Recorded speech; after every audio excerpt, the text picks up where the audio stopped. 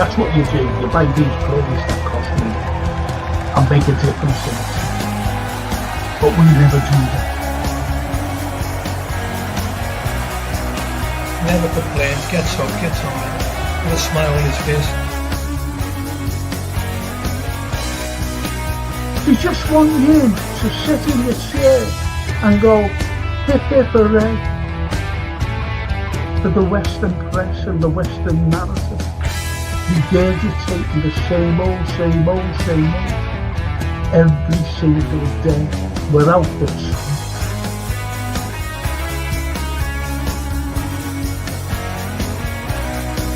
If you haven't seen it before, please watch the first two episodes, the second series.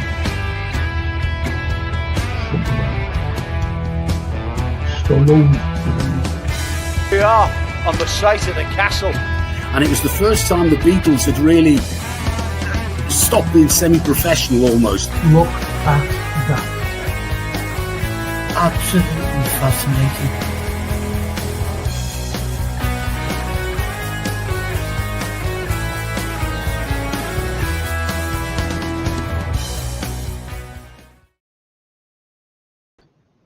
Good morning, everyone. That's a little load house. Well, you can't beat this fella, can you, really? Benny Hill. You know, he's that type of a comedian that he only has to pull faces and do them funny little, walks, slapping that little fella on the back of the head. Just nuts. He couldn't get away today with all this wokeness. He couldn't get anything at all. Any like 70s sitcoms. Well, not sitcoms, are they? Like comedy shows. Never get away with it today. And sitcoms, certain sitcoms, put it that way. Couldn't get away with it. And that's the way it is, unfortunately. It's the way it is.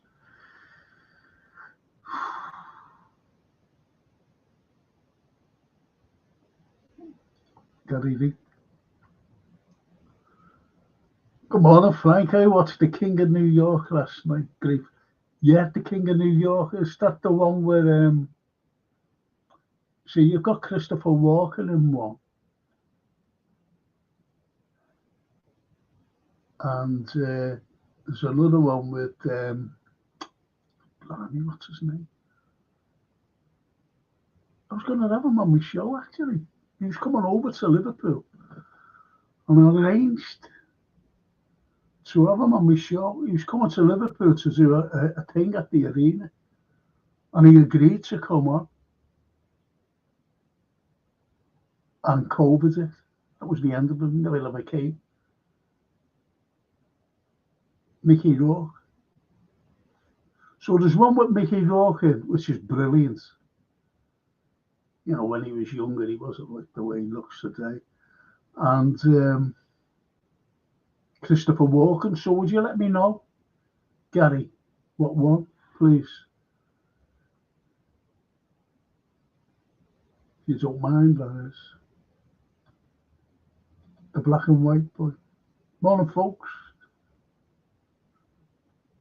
Morning. We're just going to call you boy. Morning, boy. And he says, love Benny. Thames Telly. Yeah, Thames Telly. Yeah, you're spot on there, mate.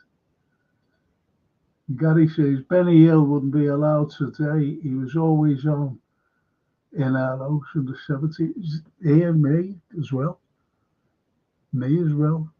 I always thought that he was just funny. He was just funny. Full of innuendo. That time you see a girl, in a sketch, you see a girl outside a doctor's surgery. A doctor, And and she goes in, and he goes, "Oh, take your clothes off behind the screen in the corner of the room, on top of mine." Then the camera goes down. The camera's here, you just see his mouth face. And take your clothes off and put them on top of mine behind the screen. She was a bitch, yes. Big. You can't get away with that today, unfortunately. The vlogs. Not a Frank, hope you watched it. Have you watched any of the new dramas that came out called The City Is Ours and the one with Stephen Graham in? No, I haven't. I don't watch terrestrial telly for certain reasons. Unfortunately, no. And Stephen Graham can't be fucking asked, but when he stood behind a big poster of the Sun promoting a film of his, a film, can't be bothered with him. The Sun, and he's a big red, and he knew what would happen. Nice fella, I've spoken, went to his birthday party and everything. Stephen, talking, going up, watched the play with Drew Schofield walking up together up Fleecy Street because he's having his party, there. And I said to him about Nicolas Cage. I said, "You worked with him, didn't you, in Season of the Witch or something?" And he said, "Yeah." I said, "What's he like?" He said, "He's a great fella. He's a really great fella." At the end of the film, he gave everyone $2,000. The crew, even the cleaning ladies, and he had this massive.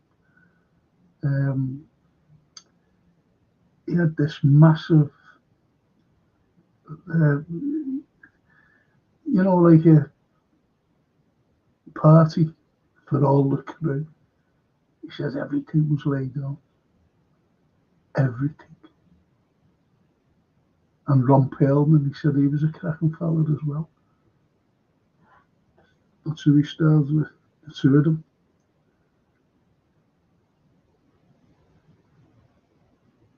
Looks like Anthony in that photo.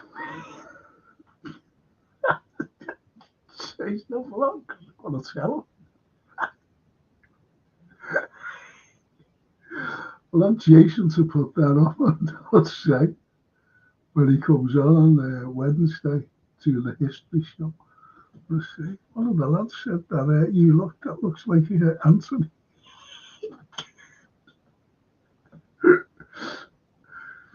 Oh.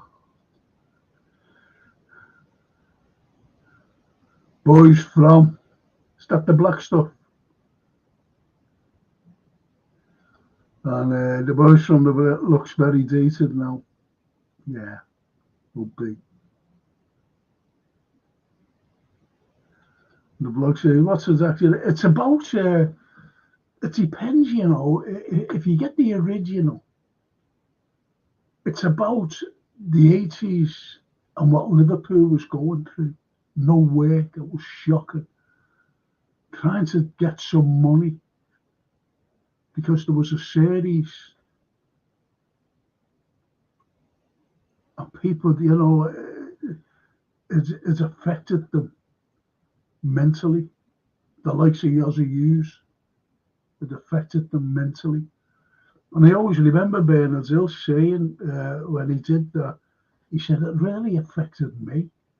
He said, because I had to get into a character who felt helpless and hopeless in his life, in his whole life. He couldn't sustain anything. He said life was just disappearing. Gives a job, I can do that. So that's what it was about. It was about individuals who were really struggling through the Thatcher era. And we all did this. I've mentioned Thatcher, especially on social issues and current affairs programs. And it was football that saved us in the 80s. Football. If Liverpool and Everton wouldn't have been as good as they were, the city and you and I would have fell into apathy. The way we were treated by the Tory government at the time.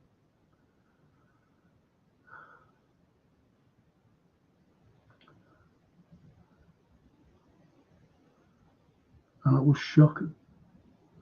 See, when it was written, what you've got to understand, our Liverpool writers, the likes of Bleasdale and McGovern and fellas like that, they base the things on their fact,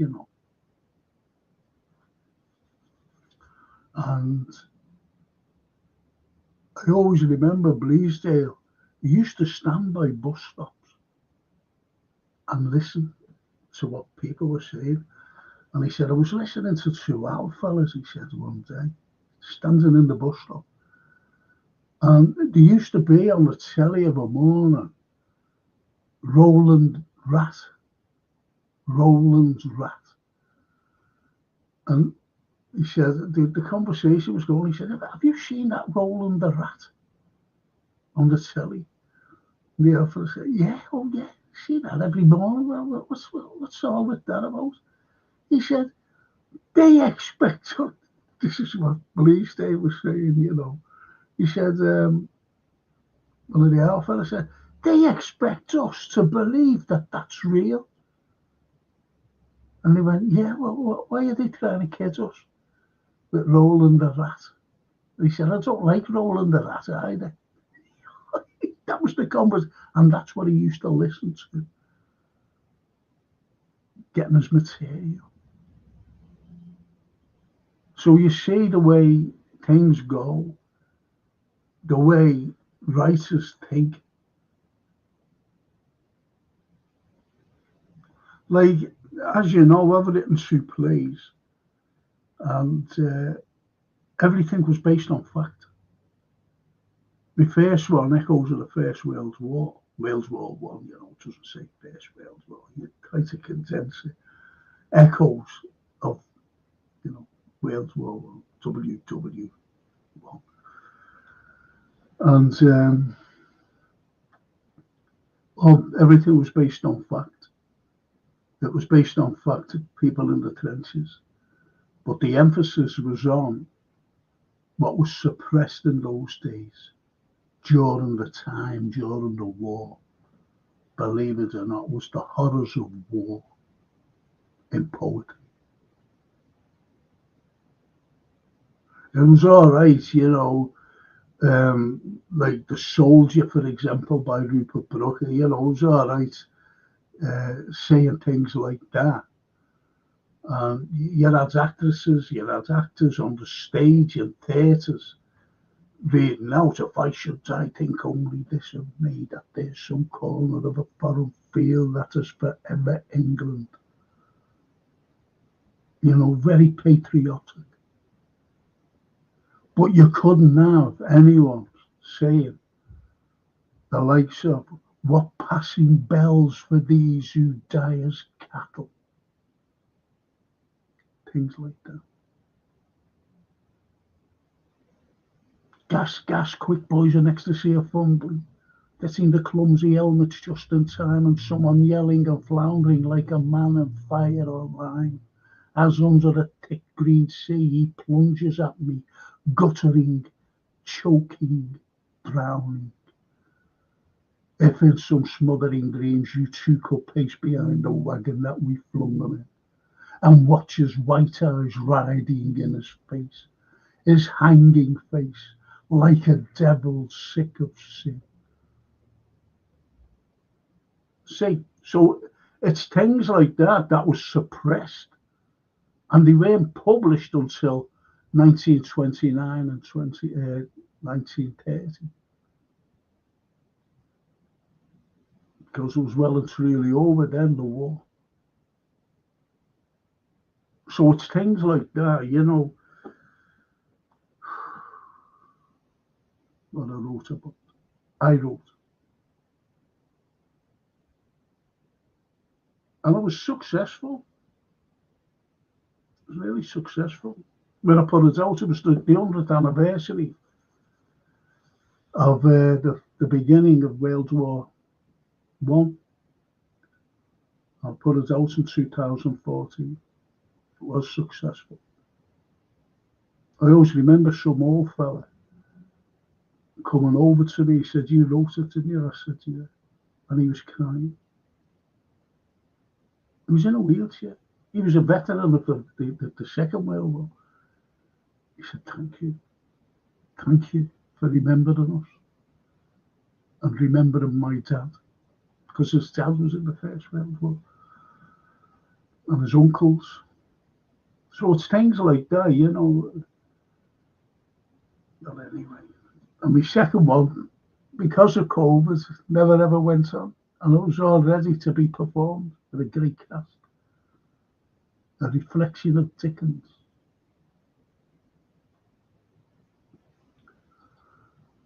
Paul Trainer, good morning, Frank. Hope you're doing okay. I was watching a replay of the watch along from last week, and I saw you mentioned about the film Centipede. It knocked me sick. Never again. Yeah, it was horrible. It was horrible. And they made a Centipede too.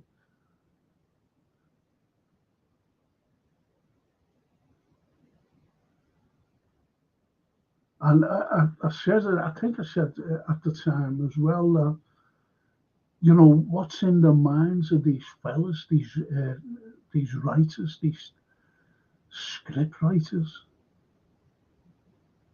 you know, the fellas who make these stories up. Terrible. You're right there, Paul. It's horrible. And Gary says, there was a real Yossi Hughes going around Liverpool. The character was based on. There you go.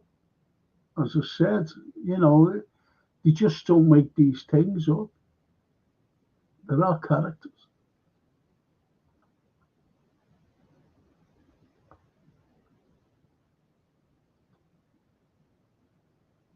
And black and white. But I remember a docu on Benny's Angels years later. They didn't feel degraded. They had the times of their lives. Yeah, the girls, yeah. It was just all fun. It was all fun. That's what it was. But you had the likes of Mary Whitehouse at the time. Anything that came about, she was wanting it banned. Anything. Anything. Because she was a devout Christian and it was against, as she said, Christian values. I remember The Life of Brian being, you know, demonstrated against with people outside the cinemas and calling other people going in to watch it. Oh, the likes of me, you know, going in to have a laugh. But it was only Monty Python.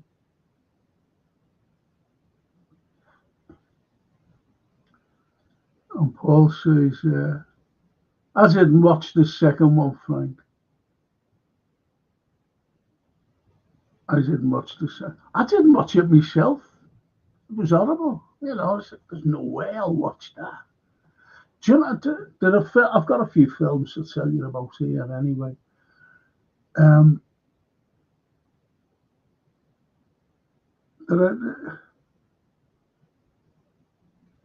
There are like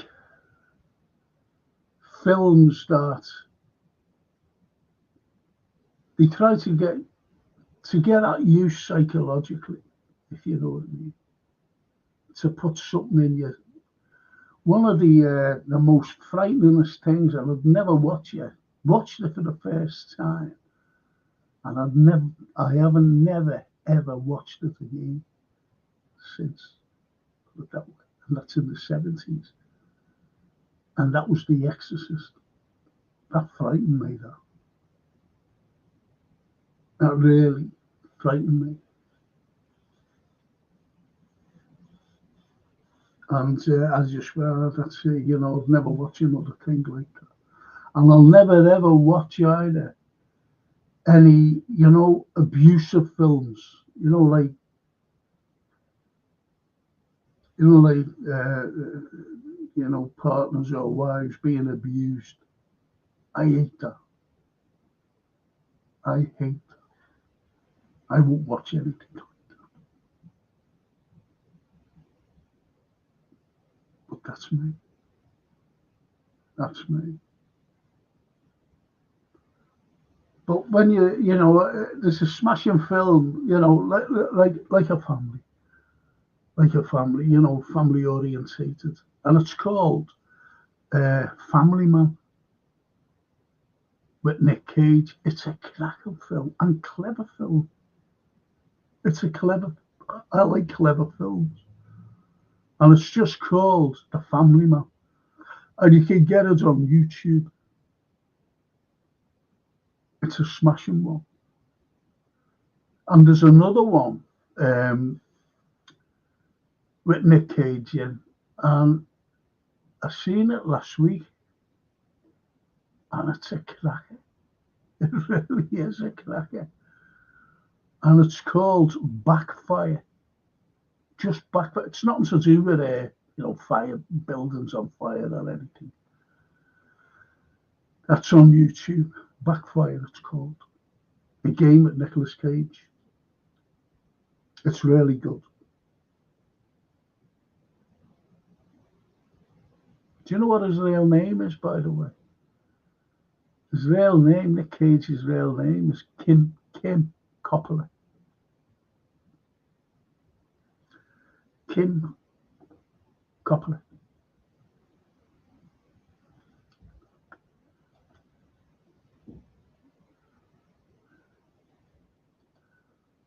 And Gary says, The Shining scared me. Good film, though. Again, that's all psychological, isn't it? The demons within the head.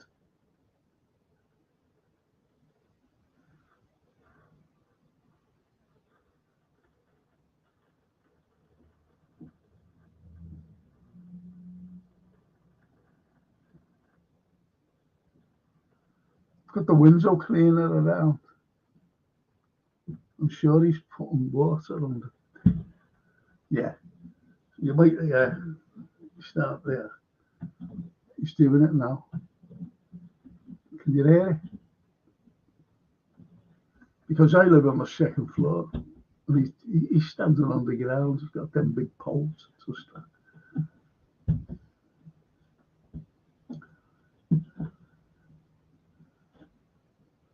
So anyway, The Shining scared me. Good film. Yeah, very good. Jack Nicholson. Jack the lad. Great Nicholson. And the black and white boy. Round to the mates later. It's either Mulholland Drive or In the Line of Fire. Mulholland Drive's good. And In the Line of Fire. You see, when I recommend films, it's what I like. You mightn't even like them. But if I were you and your mate, and you can stream Under Suspicion with Gene Hackman and there's a great girl in it, an Italian girl called Monica Bellucci, and the other star is Morgan Freeman. It's a great film. Under Suspicion. Hackman is absolutely brilliant. Try and catch that if you haven't seen it already. That's my advice to you, black and white boy, if you can stream. get onto that. See, I like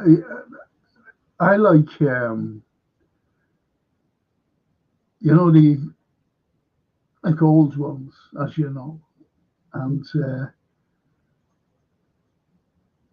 the propaganda ones, especially in the Second World War, like Pimpernel Smith, for example.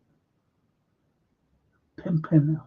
It's based on the Scarlet Pimpernel, where this professor, English professor, is smuggling out people from Nazi Germany, Jews. You know what I mean? And it's really good. Leslie Howard.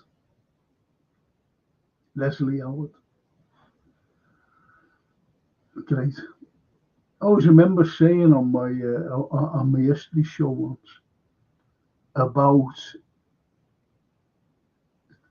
I did in my literature. I used to teach literature until I packed it up last year. So I don't know. Anyway, I always remember we actually read about the Scarlet Pimpernel by Baroness Orski. And I said, do you know that that's actually based on a fellow, a real life fellow, smuggling aristocrats out of Paris to England, from Paris to England. Had to go through the countryside and everything to get them to England.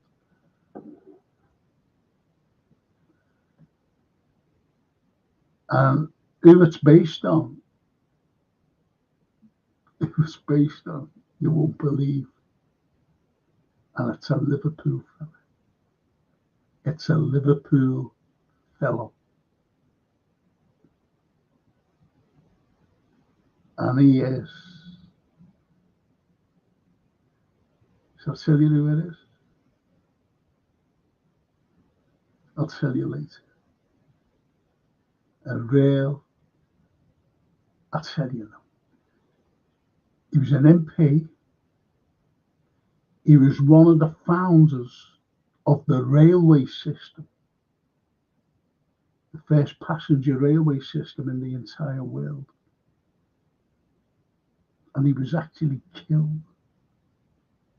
He was he was the first fatality on the track. The train ran over him as he was going to greet George Stephenson and his rocket and the Duke of Wellington, Arthur Wellesley.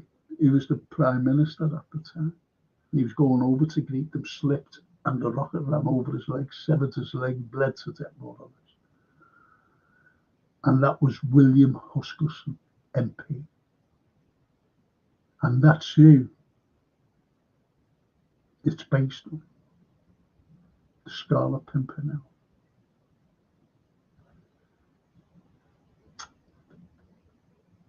How about that then? Elmo James, did you ever watch Kin TV series, a gangland war crime drama in Ireland? It's really good. My mate Steve Evans said you've got to get onto this, Frank. Kin.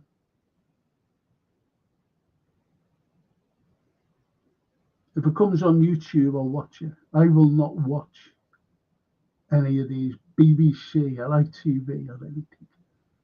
I will not watch them. For my personal reasons.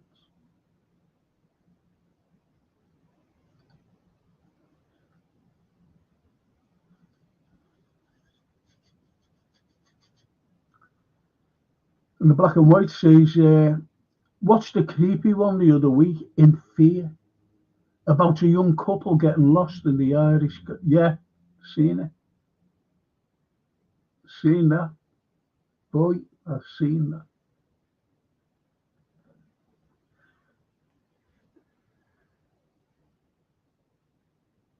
You see,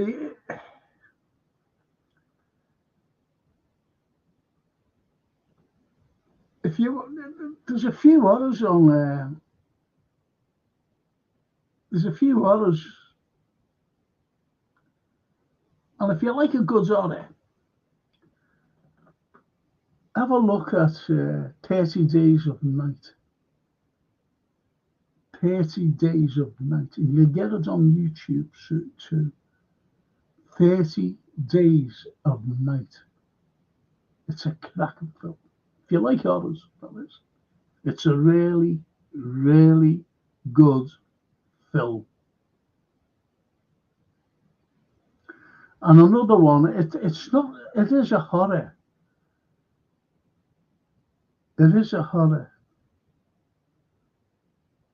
if you can call it an horror. But it's what could happen. We've been on the precipice, believe it or not. We've been that close to World War III. And people don't realise that. We really are. Excuse me.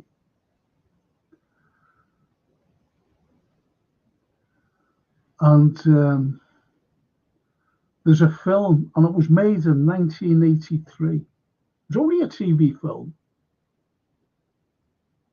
Only a TV film. And it's called The Day After.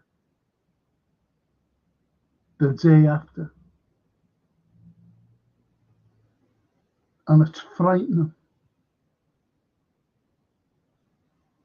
And why I significantly mentioned 1983 is that we're in the 21st century. We're in the 21st century. So from 1983 and the nuclear bombs going off, they're 1,000 times worse today. You see what I mean? So The Day After, watch it. You'll get it on YouTube. You know, fucking elbow, man. It's horrible, you know. Pain. So that's it, you know. The Day After. But as I said, I just like the propaganda ones. I like the old Hitchcock ones, like Young and Innocent. I watched the colour version. It's great. Made in 1938 or something like that by Hitchcock. Who, incidentally, you know, this is all before he went to America. And he made some cracking little classics before he went.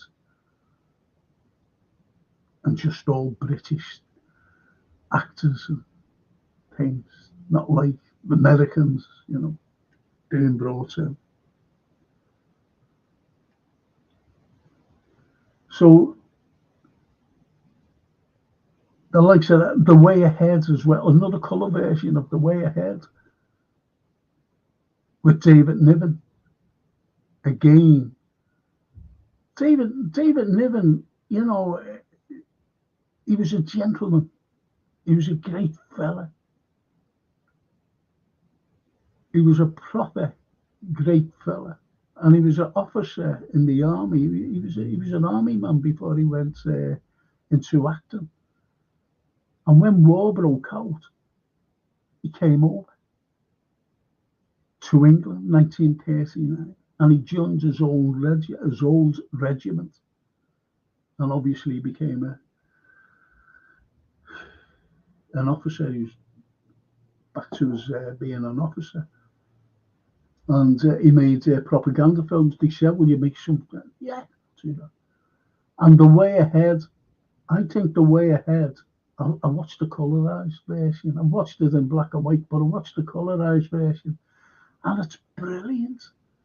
It actually gives you. Now, don't forget, these are propaganda films that went into the cinemas. You know, this is while the bloody war was going on. And you see, The Way Ahead is, it just starts out and you see different fellas. and what they do. Know what I mean? Like in their profession, what they do just before the war starts. So it gives you an insight into the characters. Fantastic. Then you just see them all, strangely enough, all together in one unit. The way ahead. And you see them in training and everything. Proper film, proper actors. You know, you see all the stalwart actors that you come to love over the years. You know what I mean? Really good. And David Niven's in there. Stanley Holloway's in. When you see them, you go, wow, look at him. You know, the different actors that is. Really good. So you see, it's things like that. Another fantastic film. It's not a propaganda one. It's like after the war, and it's called Morning Departure. Morning Departure.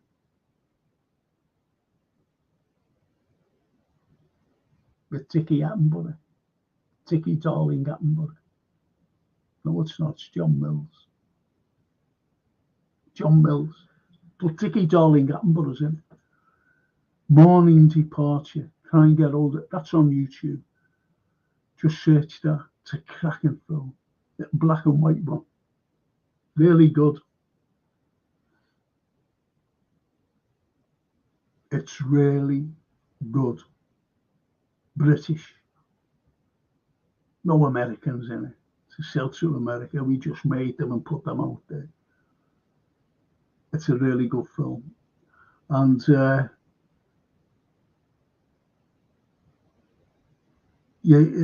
again, the 39 Steps. But I watched the 39 Steps with Kenneth Moore in, because he brings like a light-hearted approach to John Buchan's 39 Steps, and it's brilliant. He's brilliant, Kenneth Moore. Great actor. I like the Moore boy.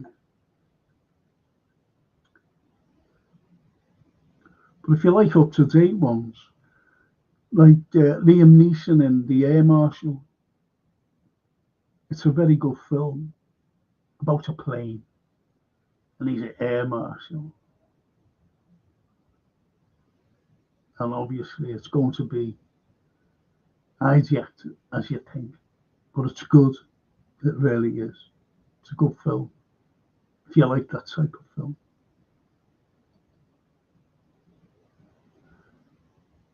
And Black, the boy says, last week we watched Roller Coaster 1977, George Segal and Richard Widmark. Yeah, Roller Coaster. What was his name? I think a fella named Erwin directed it or produced it. He was one of these disaster things, you know, all disaster films like Earthquake, things like that. I like disaster films as well, to be honest. I like disaster films.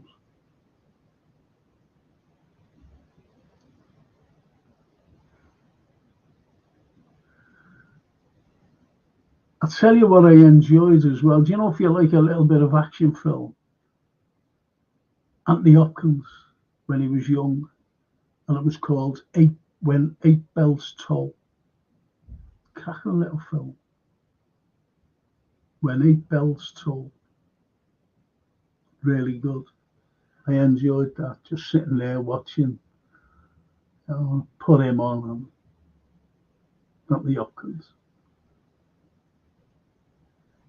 Really good.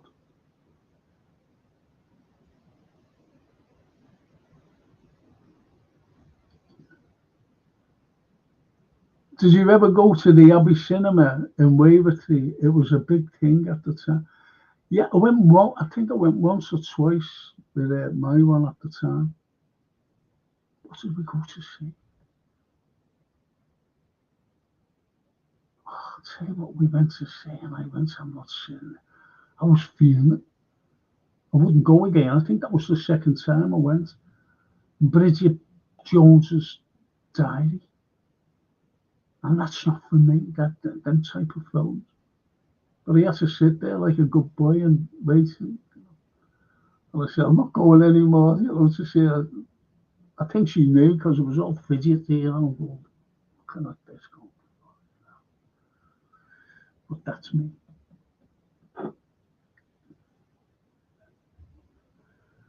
But I had to go and watch 30 Days a Night.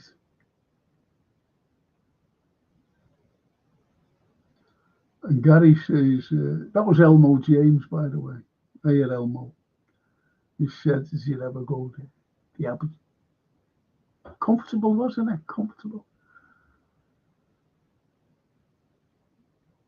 I tell you, I've only ever been once to the Fact.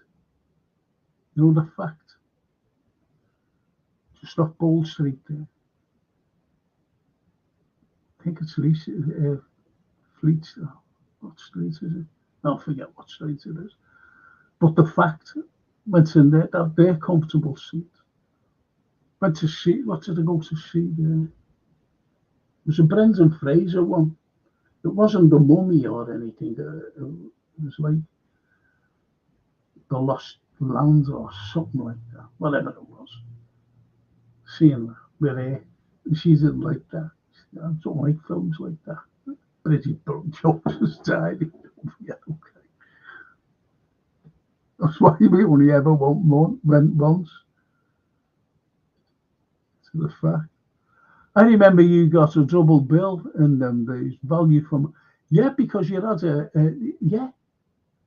you had an A and a B, didn't you? An A film and a B film. And people used to come in, like,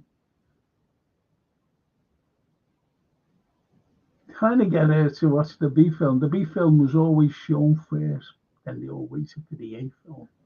So you did, yeah, excellent. Elmo, yeah. Used to do it myself.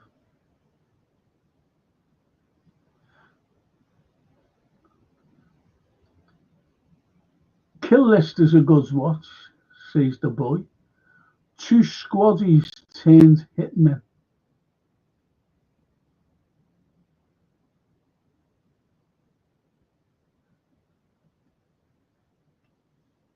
See,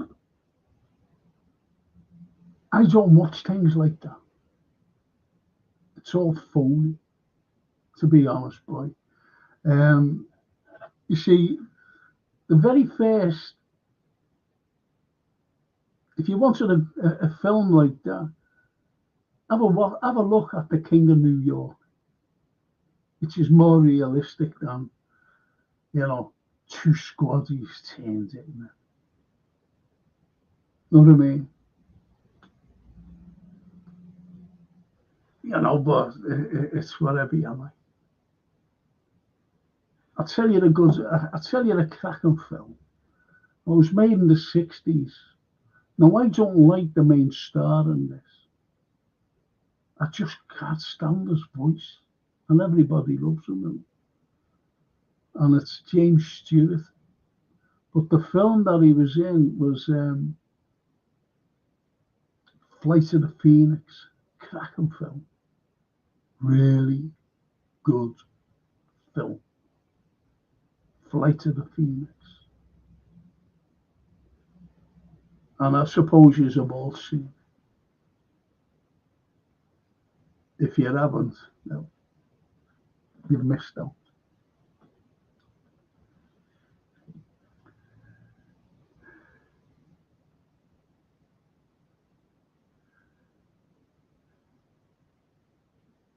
I tell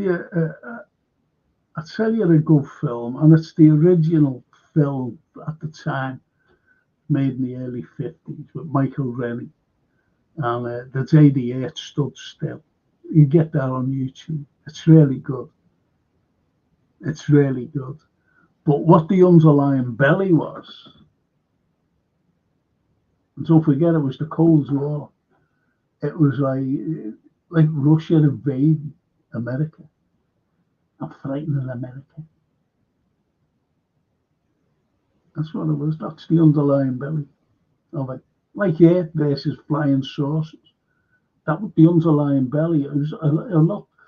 Most sci-fi films at the time, these black and white things, was the invasion of aliens, and they viewed the Soviets as aliens. Even like today, they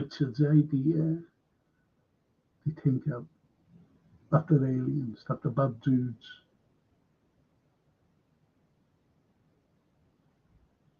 Like us, we think the bad dudes as well. Edward. Morning, Frank and chat. Morning, Edward. Hope you're well. Good to see you. And Elmo, did you not like James Stewart? I think he done one with Doris Day. He did. Rear Window. No, it wasn't. I'll tell you what it was. Oh, forget I can see it now. With Doris Day, and he got a little boy in it as well. A little boy, they have a little boy in the film. God. But he made a couple with Hitchcock, that Rear Window and that one you mentioned there, Elmo. But I don't like him. There's two films I watched the other day, and one is The Chase, made in the 60s. And there's good stars in it. In fact, great stars. Robert Redford's in it. Robert Redford. Angie Dickinson. Marlon Brando. They're in it. And also a young British star, James Fox.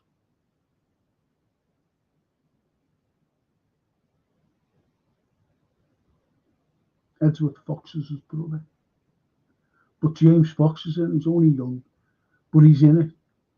And he's a star in it as well. Called The Chase.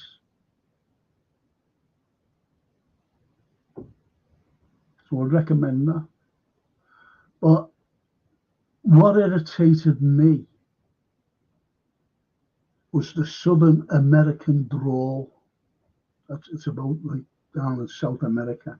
Not South America, the southern states of America. And I couldn't understand, really. Marlon Brando, I couldn't understand him when he was talking. Oh, no.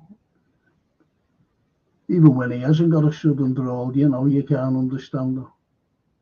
That's why, anyway, forget that.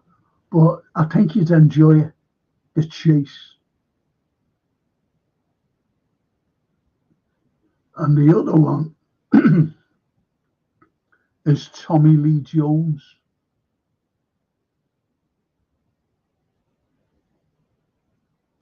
And John Goodman. And I'm trying to think of it.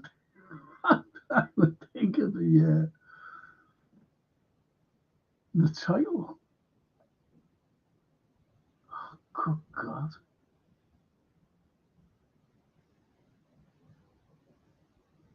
Oh, it will come to me, I'm sure it will, before we finish. Oh, man.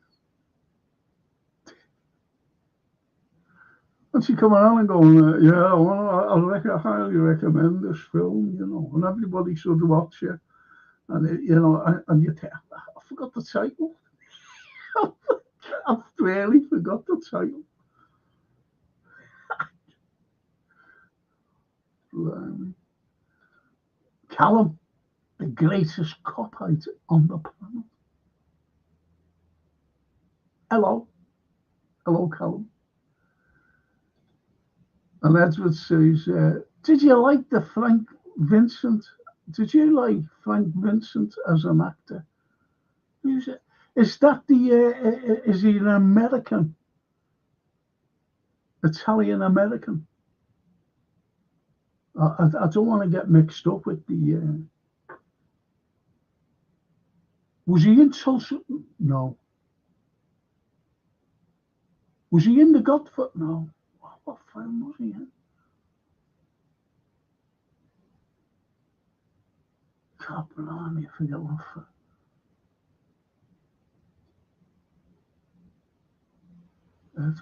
Frank Vincent. Is that a grey-haired fella? His hair brushed back. Frank Vincent.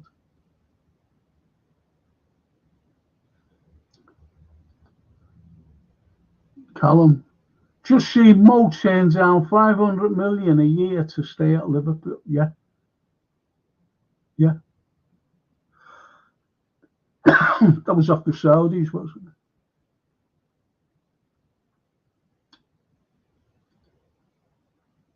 Oh, Myra. Hiya, Myra. Good afternoon, Frank and friends. Hiya, Myra. It's morning here. Is it still morning? Yes, still morning here, Myra. Oh, good to see you, Myra. Ah, lovely. Say hello to Myra.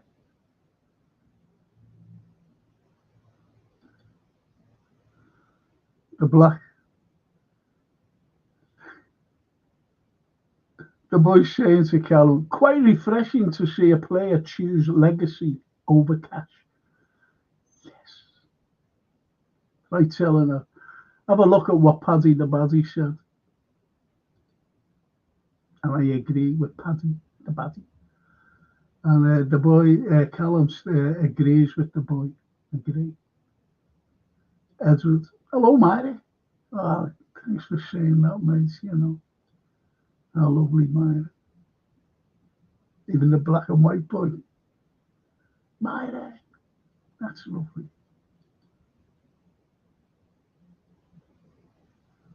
Cagney was a great actor, put everything into it. The Hitchcock Doris Day film was the man who knew too much. Elmo, yes, the man who knew too much. Yes, because they're being pursued, aren't they? They're being pursued. It's funny how, you know, you can't say to, like, actors, even the voices, the accent. Like Marlon Brando, as I mentioned.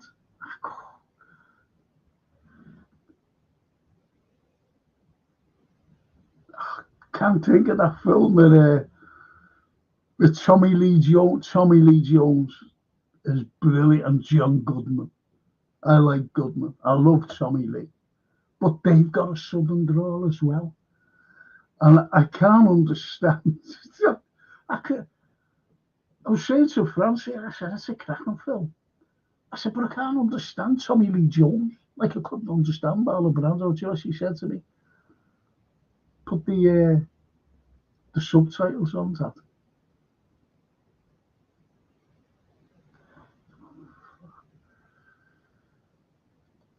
Edward Franklin.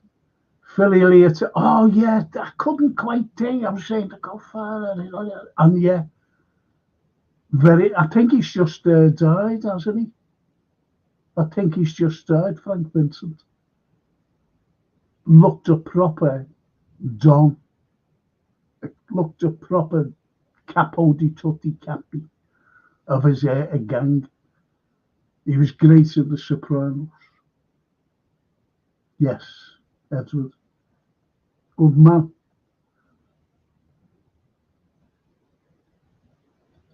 Amira says, I do myself, man. I miss the old classic movies, no CGI or anything like that, or bland storyline. Yeah, absolutely. Man, I've just been, saying about, you know, it's like the Northwest Frontier with Kenneth Moore and Lauren Bacall, Wilfred Hyde White, all these stalwart actors, Herbert Lom, cracking little film, Northwest Frontier, about this officer in the army bringing this little Indian, prince, to safety so he can carry on, during the Raj, the rule. But it's really good. It's a really good film.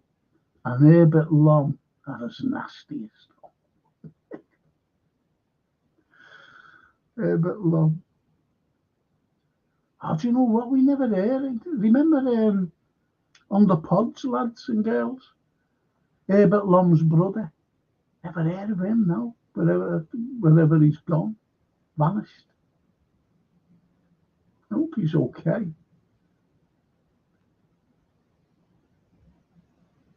Oh, Myra's letting on to the black and white and everything. That's lovely. That's lovely.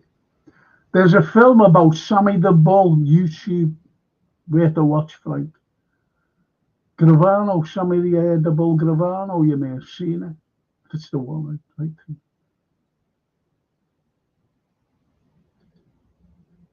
Have you seen Chopper? Says Gary. No, Chopper. No. No, I haven't.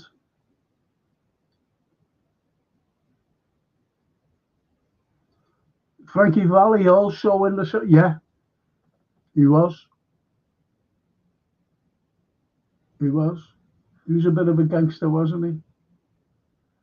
If you think, they have all these Italian people. Do you think I'd be all right? Hey. Hey.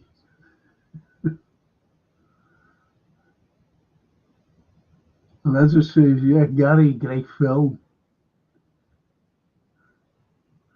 And as it says, Gary, I've read the book about him too. I've read lots about the mafia.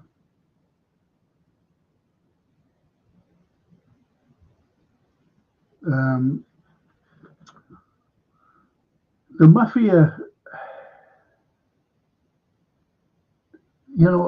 see, what I don't like is someone writing about the mafia. I'd rather have like a family member or someone out of the mafia,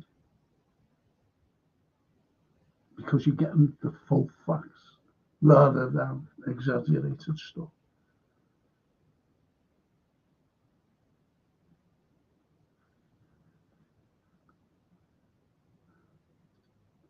And Myra says, I love spaghetti westerns like the Bud Spencer movies. Yeah, because when you talk about spaghetti westerns, Myra, who you associate with it is Clint Eastwood, because he made a few of them, didn't he? For a few dollars more and whatever.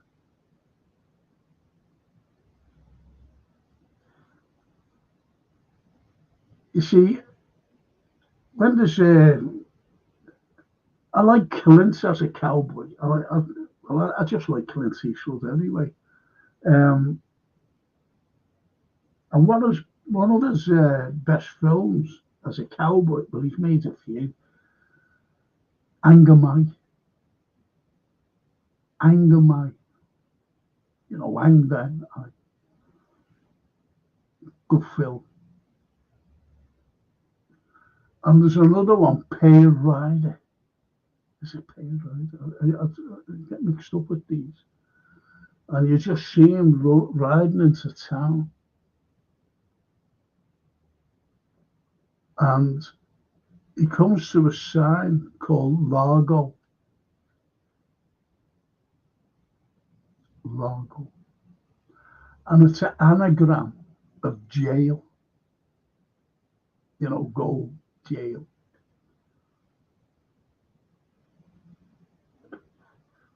Like Oscar Wilde's ballad, The Ballad of Reading Jail, and it's the Ballad of Reading's Goal. If you know what I mean, goal like jail. And I forget what the title of the film. I think it's Pale Rider, and he just rides in there, cracking film. Clint, me meet Clint.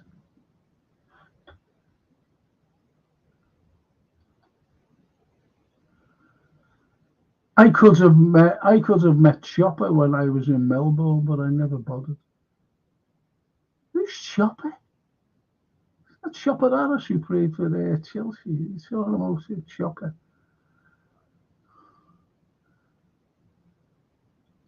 Gary the Rigby. Loved the Beguiled where Eastwood. Yeah, Zora Valentin, that wasn't it, as well.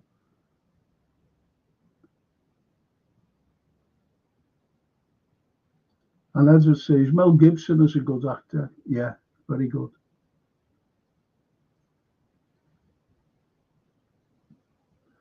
You see, I have favourite film actors. The likes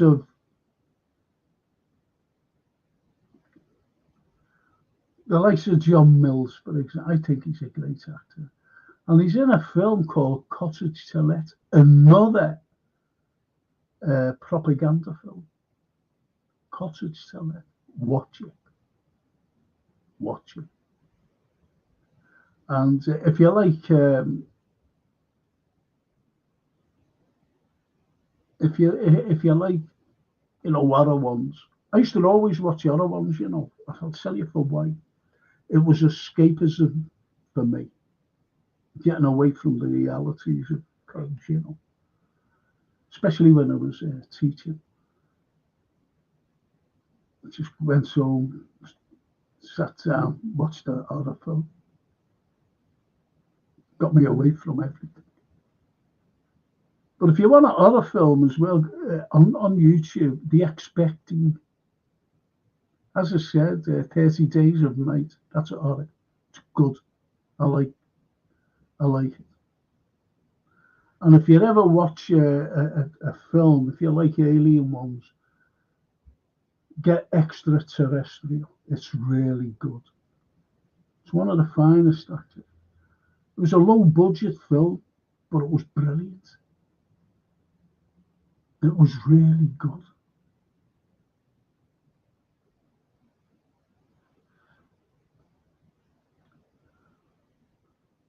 Myra says, movies are a reflection of our times, like looking in a mirror.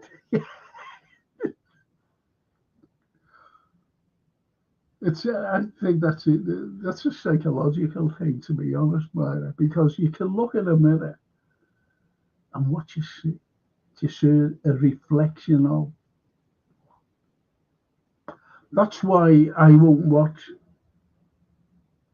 films about abusive things in marriages or partnerships. I hate them.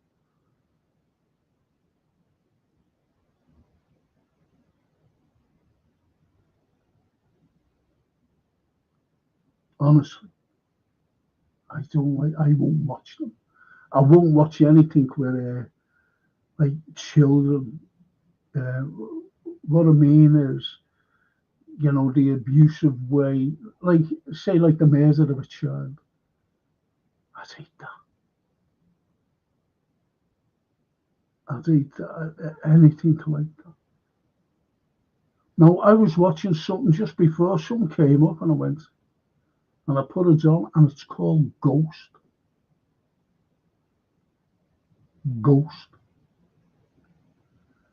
It starts off where you see two fellas. One's saying, look, you've got to look at this. You've got in the field. Look at that.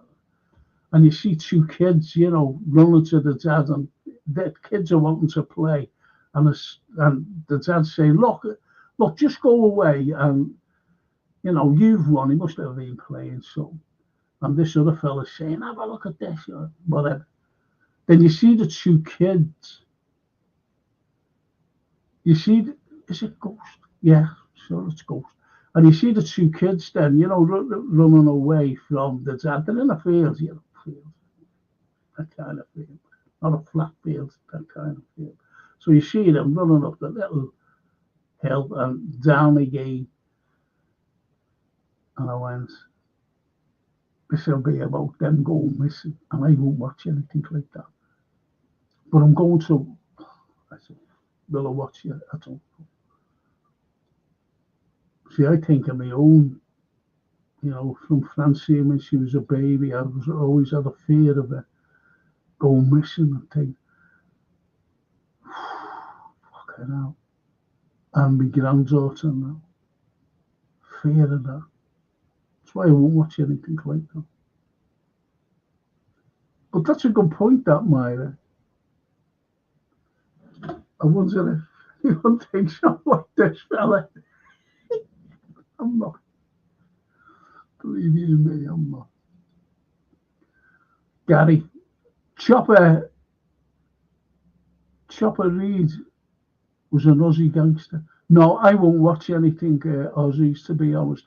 I watched a couple of films, and I said, sorry, mate, I'm going to swear. I said, fuck that, I'm not watching anything like that. Again, watch any of these Australian films. One where he was a truck driver, this fella, and he was killing people. It was horrible. And he made a second one. I said, oh, I'm watching that. And there was another one, I forget the title, where you see a couple and they were killing people. It was horrible. I said, okay. That was it, finished. So I won't watch anything. I like a couple of Australian actors, the likes of Guy Pearce, for example. Now, I don't know whether... No, I don't know. I don't know. But anyway, Guy Pearce is a good actor. But I don't know whether he's... Yeah, he is Australian, isn't he? Is he though? I don't know. Just watched a good series based in Liverpool, Frank, called The City Is Ours. Yes, someone mentioned that before. I just watched that before.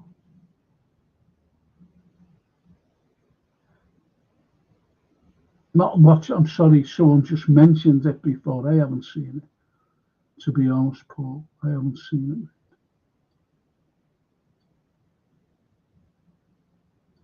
it. Paul says, 30 Days of Night, great film, yeah, as well as extraterrestrial, highly recommended for a great watch. Really good. Honestly, I mentioned them, didn't I? Yeah, there's Paul saying, you don't have to take my word. Great watch. Great watches, the two of them.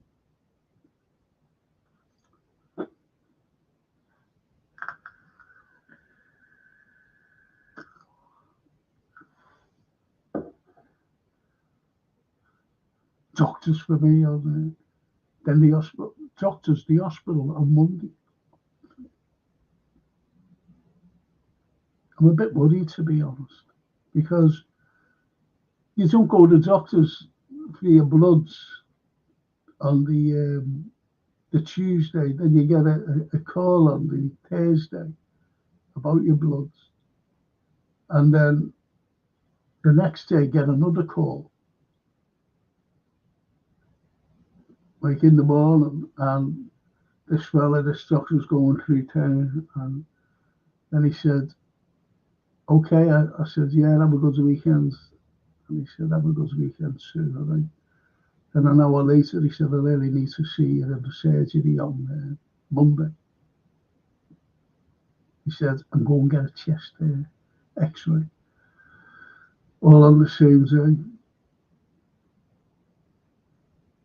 So that, especially getting like within the hour from saying, have a good weekend, and getting back and saying, I really need to see you.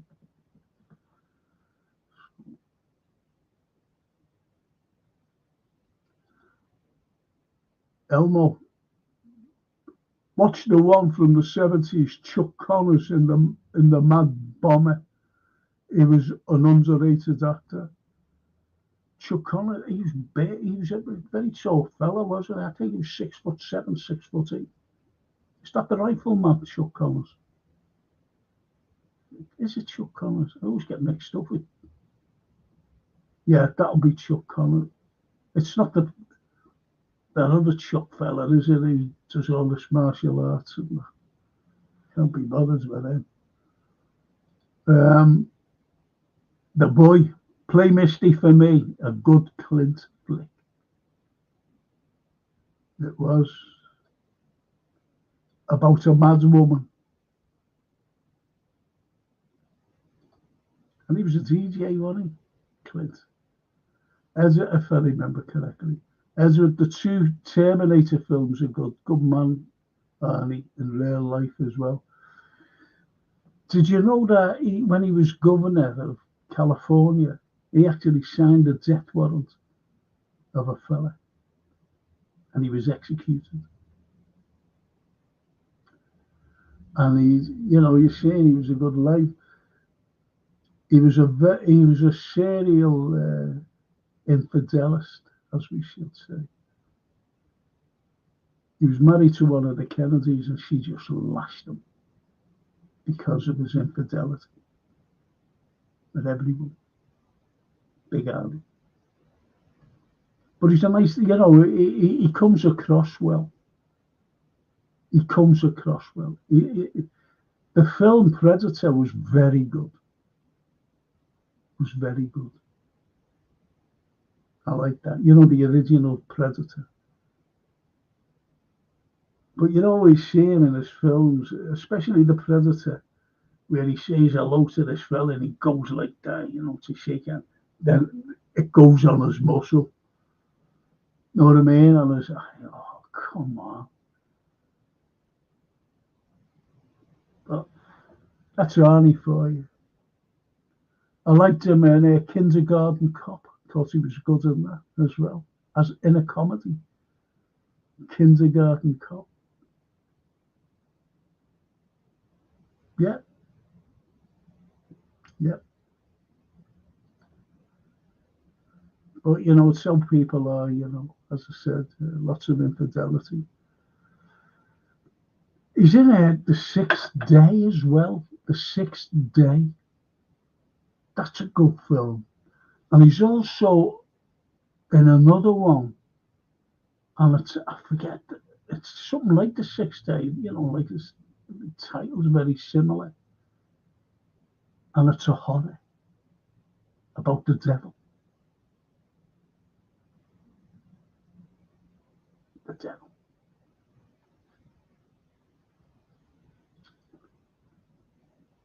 Forget the title. Signs with Mel Gibson, brilliant, Paul. And Joaquin Phoenix, brilliant film. M. Night Shyamalan directed. He's done some good films, M. Night Shyamalan. Director. Indian as well, M. Night Shyamalan. But Signs.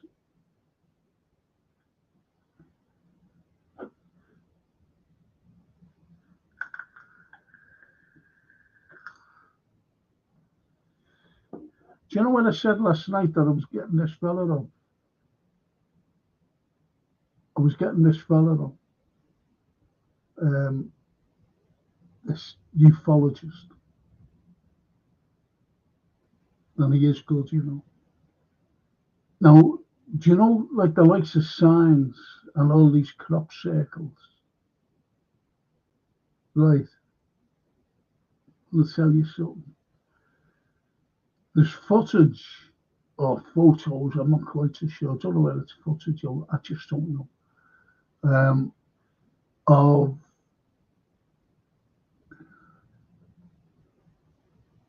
Of crop circles, like you know the way the crop circles. Well, just imagine if you're on a beach and you smooth the sand out, and you could, if you're talking to someone, there's crop circles by us. What would you like? And you draw the crop circles in the sand, and you can see them. Do you see what I mean? You can actually see them. On a very smaller scale, obviously, if you're telling a friend, well, what would you like? If he asked you, flatten the sand out and you draw them in the sand. So you see what they were like. Yeah, just like that. Walk away. Well, as I said, I think it's just photographs taken from space. And it's Mars. And in the dust, there's like crop circles.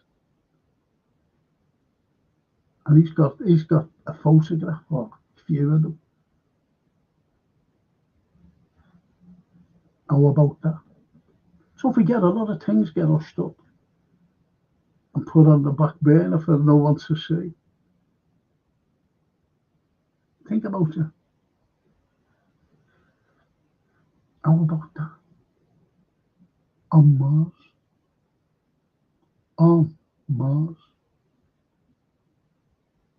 I don't know whether it's footage. I'm not quite so sure, because you've still got the rover, haven't you, going through.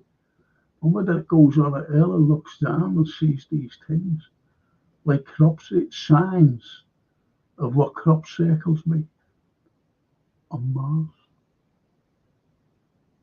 There's no crops, obviously, it's just dust.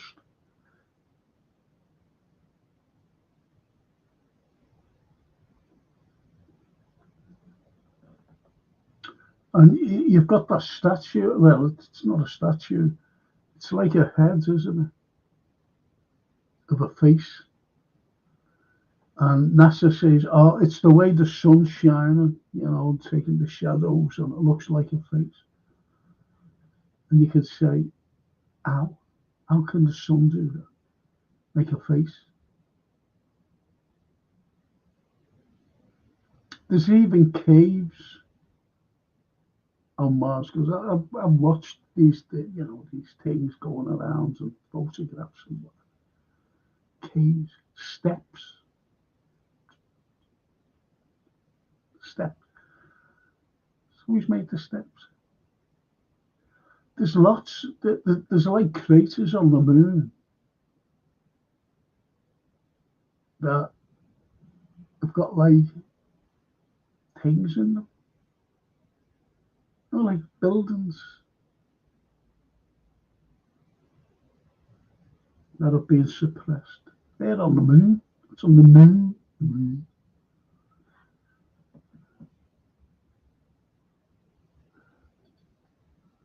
All right, Edward. Good luck for Monday. Thank you, Edward. Thank you. Yeah.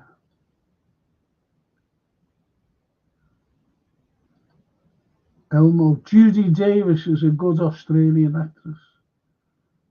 She's here though, isn't she, Judy Davis? I think she is.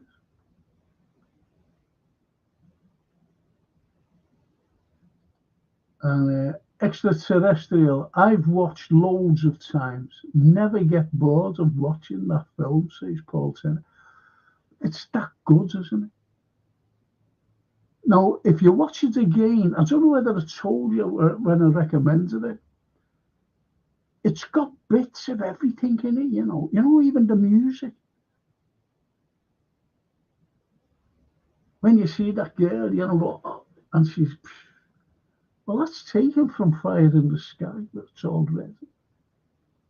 And you've got the music as well. even the very beginning, what you've got is the start of the X-Files.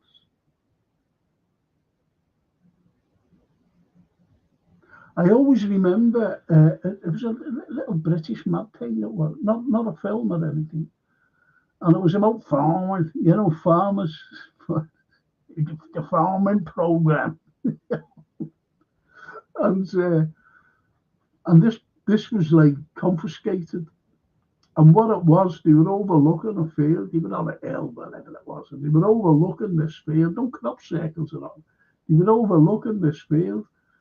And as they was, panning out, going around, you see this UFO.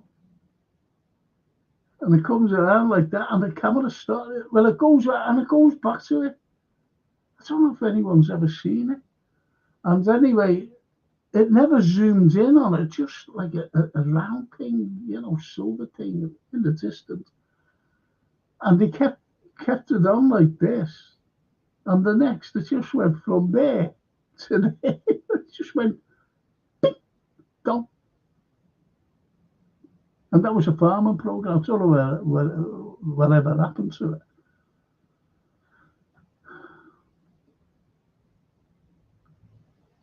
And Ed would say, sorry, Frank, didn't know that about her. Yeah, I'm not saying he does it now, he does anything infidelity now, but he did it. And his wife, one of the Kennedys, she just threw him out. She said, that's wrong. I don't mind, Arnie, but, you can ruin your life with infidelity. I don't like anything like that. So don't be sorry. I like Arnie as well. Big Arnie. Sad about Bud Spencer will be missed. Yeah, Bud Spencer, he was a good-looking fella, good-looking dude, wasn't he?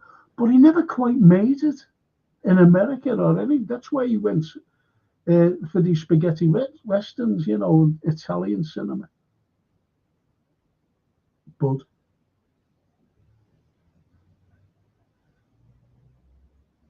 Yeah, he was good. He wasn't bad. I think he was too handsome, though, for them films, really.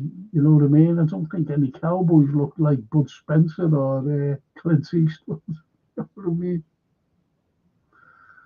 Clint and Bud. Daz. Hey, Daz. Big up, Frank, mate. Hope you're well today. Good to see you there, Daz. Old film. What's the best lines in the Carry On film? Infamy, infamy. They've all got us infamy. That must be the classic line of anything. Caesar. Kenneth Williams. Infamy, infamy. You've all got us infamy.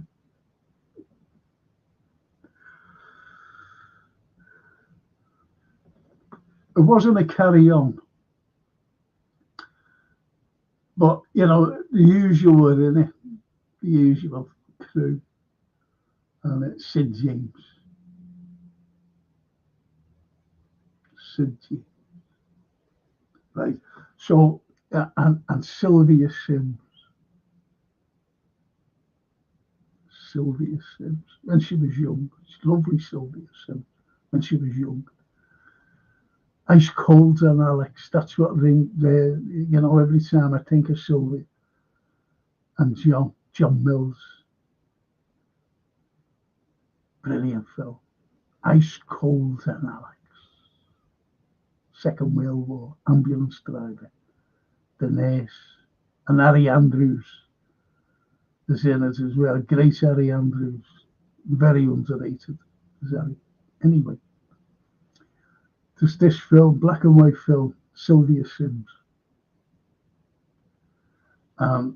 You see them doing a robbery, and they hide the money in this tree. All them trees that got the old in, Anyway, they hide the money, and they all get caught. So 10 years later, they get released. I forget the title. and they get released. So they go to get the money, and they just see a big wall. So anyway, one of them gets lifted up, and the wall, and looks over like that, and they see the tree, but it's the grounds with this big wall.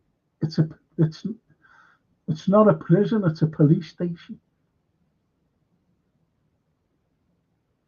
So they went, how are we going to get the money? So funny. You get ladders, and I don't know, it's too dangerous, because you see them climbing up, looking over. You always see someone out on the boat. I said, no, I can't do that. Policemen scour the thing as well, the perimeter when they're going on duty or off duty or whatever duty. So anyway, Sid James comes up and he goes, God almighty, we'll get a harpoon. And he said, there was like a boarding house. He said, we'll rent a room there. So they rent a room top of the boarding house. And they can look over and they can see the tree where the money is, where the money's stashed. And he said, we'll get a harpoon, we'll tie it, rope, and we'll send it into the tree, and we'll go down like that. And we'll have another rope, and we can pull back. Once we get the money, we can pull back whoever's going in to get the money out of the tree, pull back. And we're all right, then we can scarp it. We can scarp it. You know what I mean? Anyway, they have this Sidney James has this harpoon and the thing. You know what I mean? And Sylvia Sims comes in and says, what's that shit? There's always names, there's always shit, isn't it? Here, what's that shit? And he said, never mind. She said, oh, no, what is it? He said, it's an harpoon. What's that then? He said, it catches whales. What's that? Catches whales? Catches whales? And he said, yeah. And she goes to the end of it. You see that massive thing is about that wide, that thing, And she's looking at it and she's pointing it out like this. She goes, here, shit. Where did he put the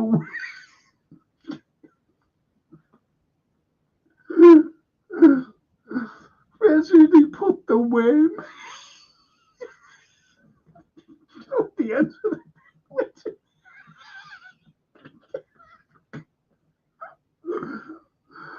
That was one of the most funniest lines I've ever seen in any comedy. Where did he put the worm? Fantastic. It just goes. As it goes, you know what I mean? Just rolls his eyes. Where did he put the worm? Oh. Can't you the way?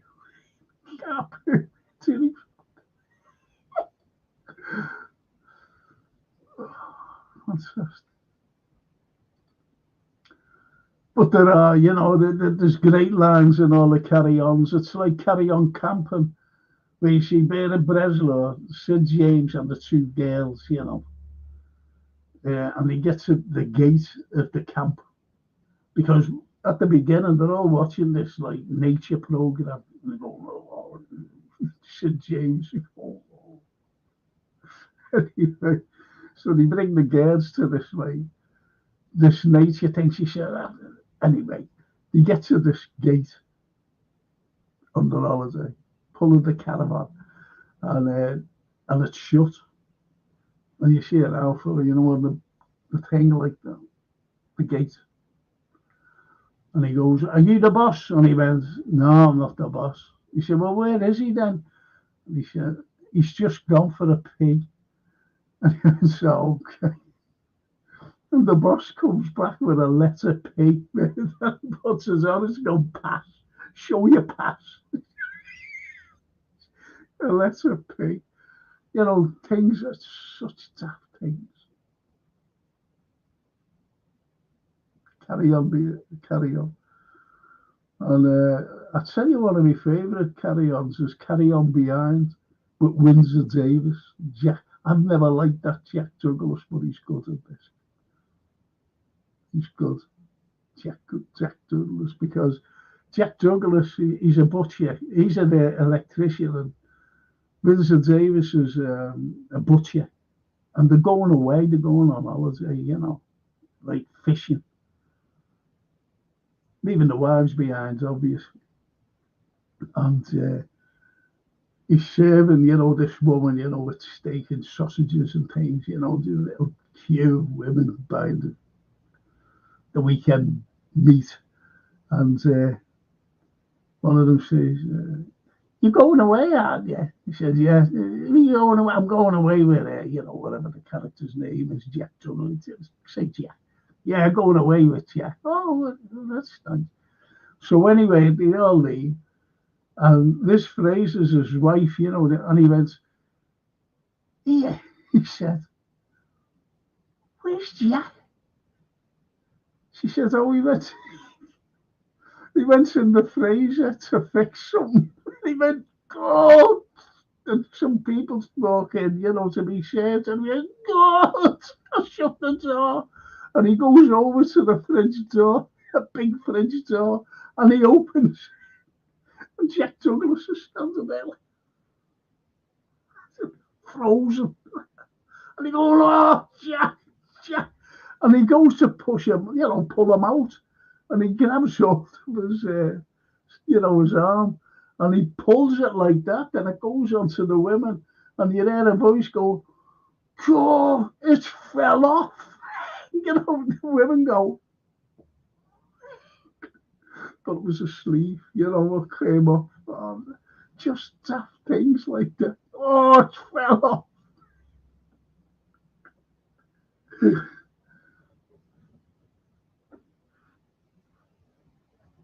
Fantastic.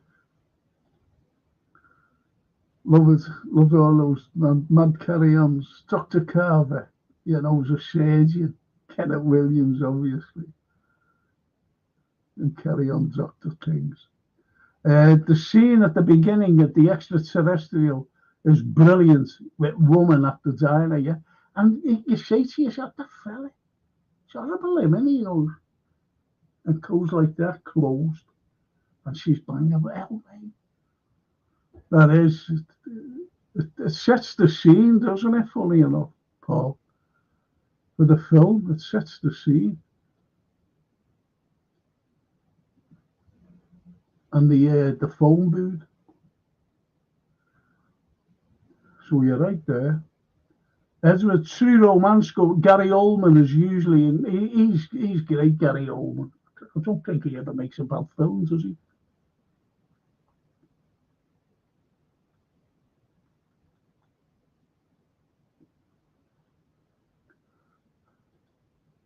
The Big Job, Frank, absolute classic. Is that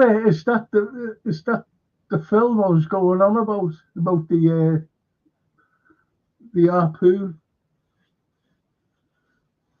Dick Emery is in it, yeah.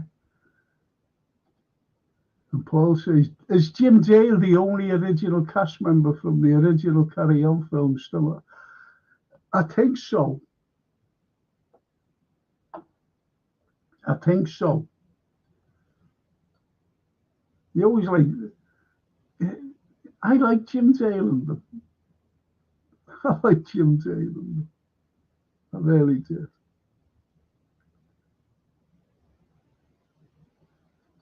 And Elmo says, Dick Emery and Lance Percival were the sidekicks in The Big Job as well. Oh, go away. That's right. Yeah, Dick Emery was in it, wasn't he? And no one else, you know, that Lance Percival, he's been in quite a few things. And he never gets mentioned, does he? Only until you mention him. Because he's got one of those, like, long faces, hasn't he? You know. And he's got like a lisp of an accent, hasn't he? Like James Bond, Sean Connery, Bond. A man fell into a massive silo of muesli. They tried to save him, but the currents were too strong.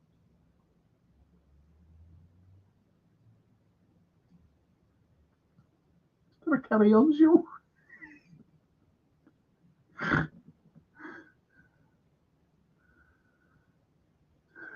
Gary says, it's a mad, Phil Silvers. Yeah. And one of my favourites of all in that film. It wasn't Spencer Tracy, or Spencer Tracy's, one of the greatest of all time. It was, and Phil Silvers was in it, wasn't he? Phil Silvers, Terry Thomas. Terry Thomas. You look at the likes of Terry Thomas. You look at the likes of Kenneth Williams, Charles Hort,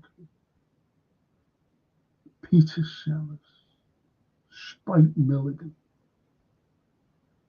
Incredible. You could never get them again. Jim Dale.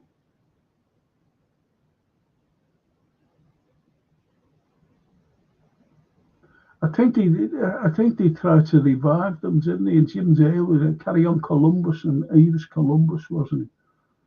But you had the likes of that Norville fella in it, and it just never worked. It just never worked, because you have classic things, don't you? Classic Carry On.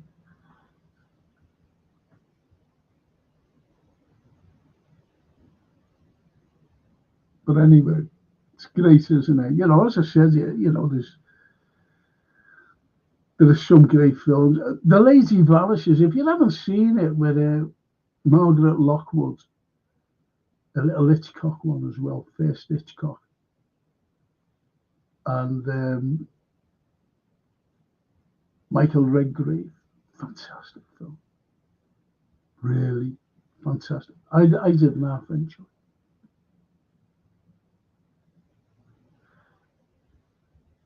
Try and watch that. That's on YouTube too. Paul Turner. Remember the scene in the Carry On Again Doctor with Jim Dale and Sir James on the island, and the bongos go and tells Jim Dale to shush as the football results were coming in. Yeah. And they find this elixir, don't they?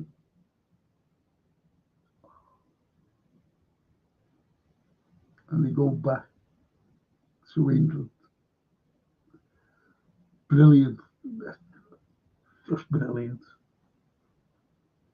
He was like a Mr. Livingston, a Stanley, wasn't it? Stanley and Livingstone sort of thing, in it was Sid James in the jungle.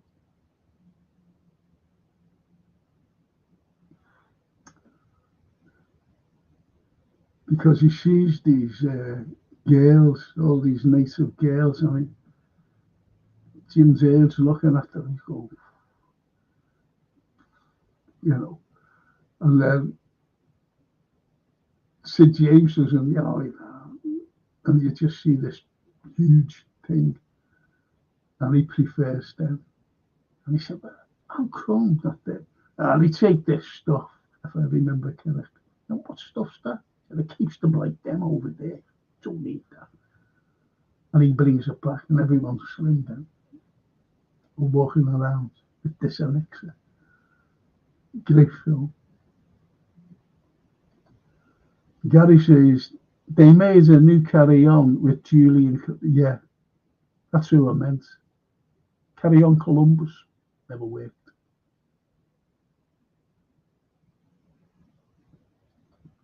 There's a little bit of wokeness coming in there, wasn't there?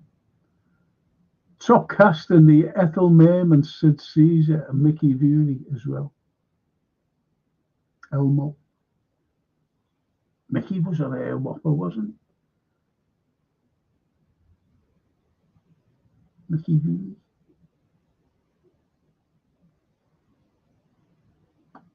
I seen he was very much older, and I think it was a TV film, and it was about Christmas, and he was a Trump. And this, I don't know, forget that, but someone brought him into the, oh, you can't be sitting there, sitting on the bench,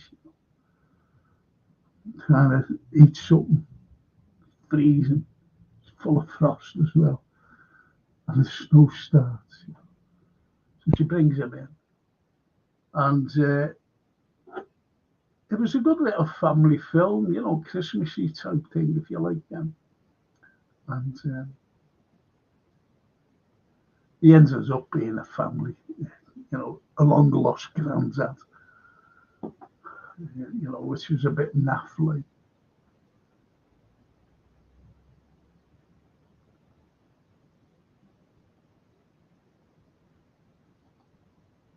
Gary Rigby and Gary Thomas. Sorry, Terry Thomas was in a Carry On Columbus. Julian Clary. Must have been hard up. I hate seeing photographs of him when he was ill. That's terrible.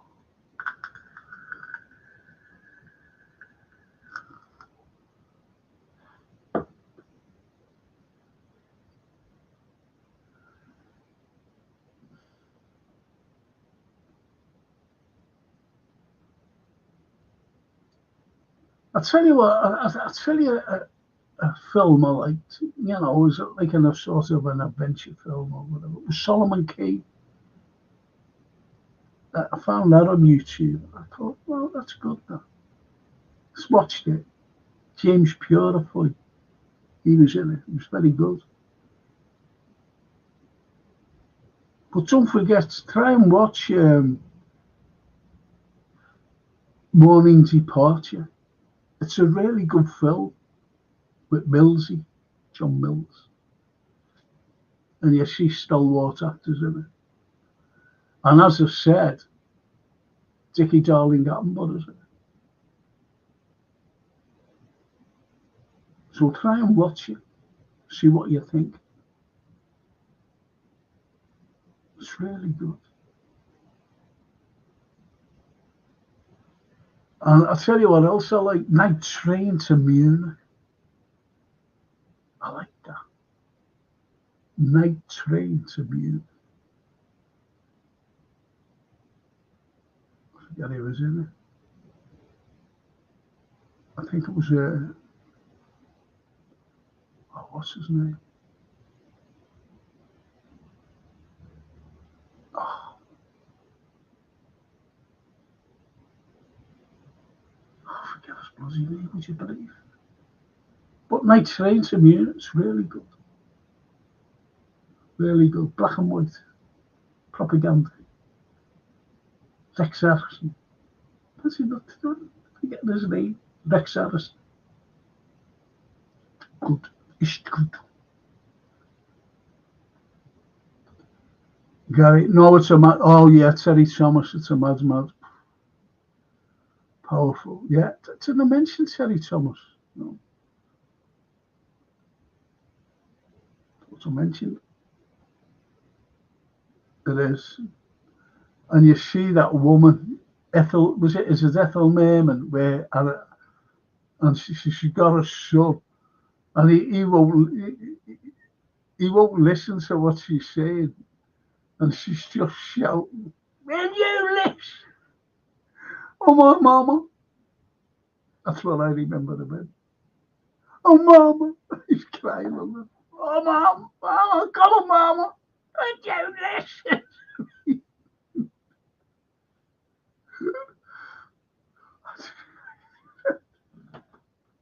Me and him, don't me and him. Get the coordination.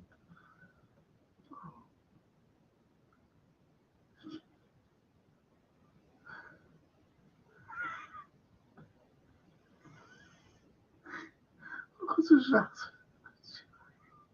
His glasses.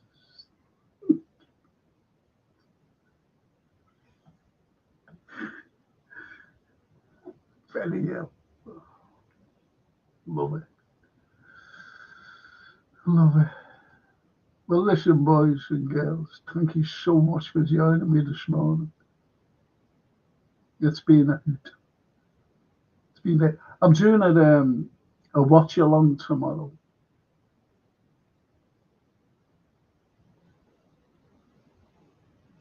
So will you watch me? Some of these. Do you know what? Just before I go, a friend of mine, came up to me and he says, a while back, he said, Frank, he said, have you got a red tie? And I went, do you know what? I said, I had loads of ties. I said, I did have, but I haven't got one. I said, I've only got a black one for funerals. I said, they had to buy that. I don't know where they are. And a couple of weeks, last week it was, our Francine said, Dad, I was up at hers, I was having a little meal. And she went, here, and gave me a bag. She said, some of your stuff's in there. I found a pair of, excuse me. I found a pair of Gucci glasses, which I thought I'd lost. Just for a minute, honestly. Just wait for this.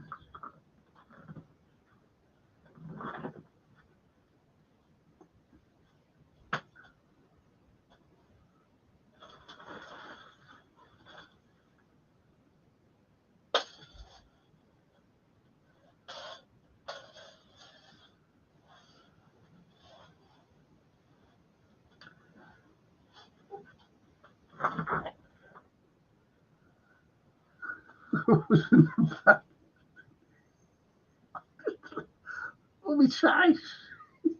Loads of them. And I put a few in the wardrobe as well.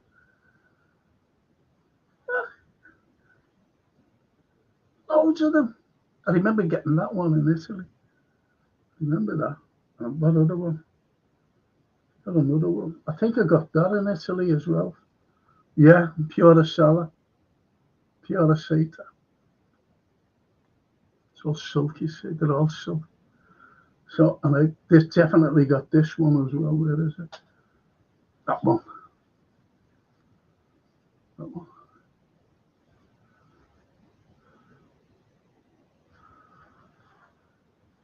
So you always wore ties, especially for me wear. Always wore a suit and a tie. And I'm very proud of this. But I drawn up, like for one of my papers at uni.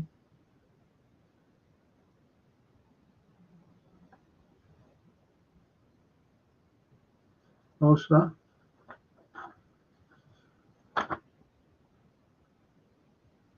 Paper. There's 2 more pages to go with that, but they're in that big thing. So anyway, yes.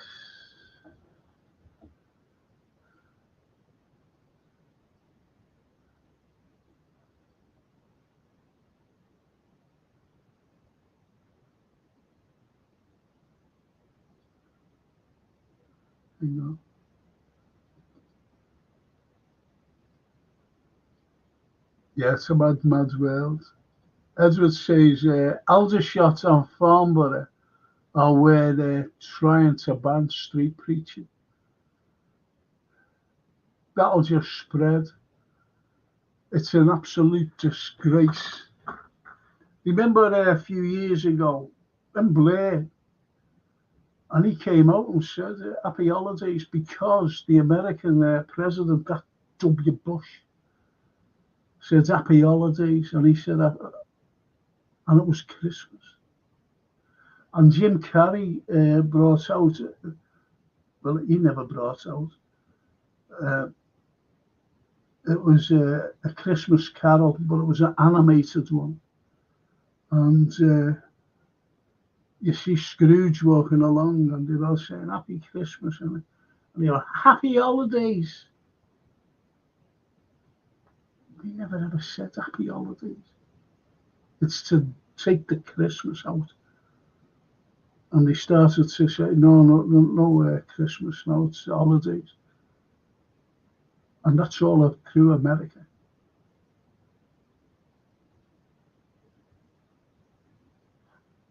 And this is what's happening, boys and girls. It's all the inclusion and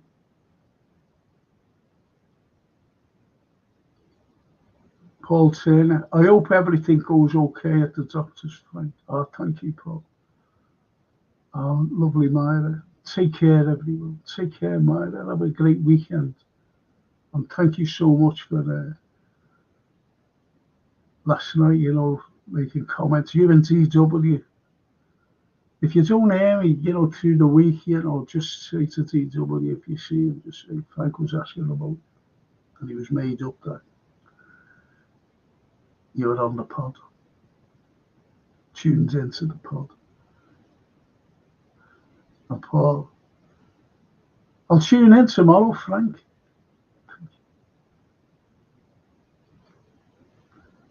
Bye, Myra. Bye, Edward. So you see, I'll see you tomorrow. I won't be having anything on Monday.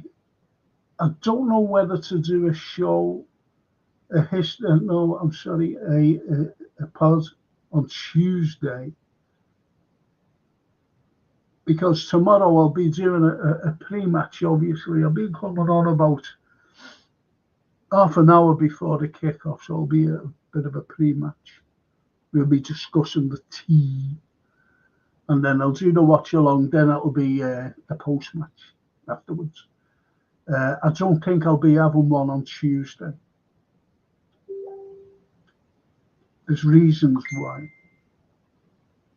I usually have Georgians only, so there's reasons why.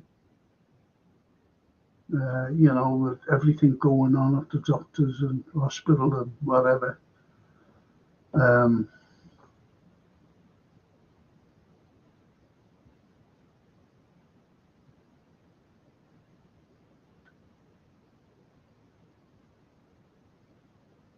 So that's it.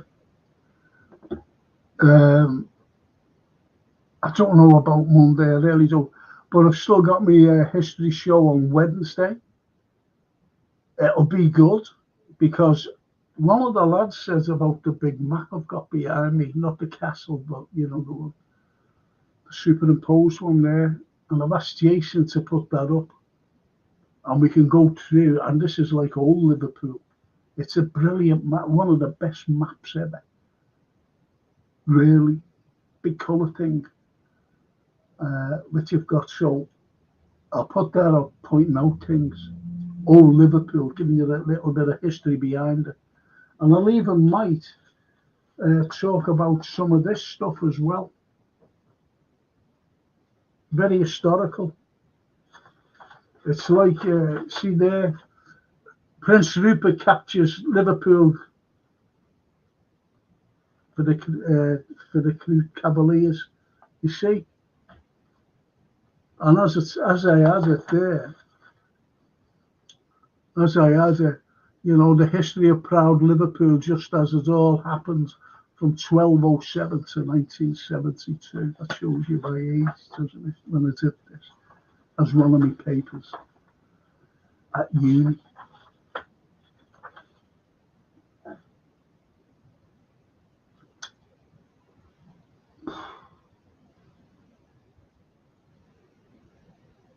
Those were the days. And don't forget, boys and girls, don't forget.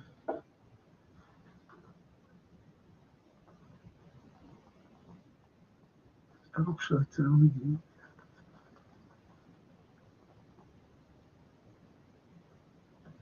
That's to be one.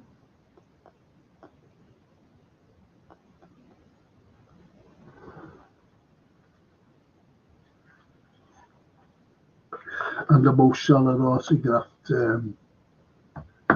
Champions League final programme. Won't be long before these are won, will they?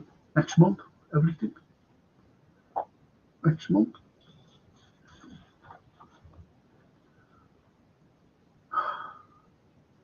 And that's it for today. Until tomorrow. What time is the kickoff? Is it an early one? I never get these bloody times, you know. Is it an early one or a late one? Let me know right away before I finish, please. Please.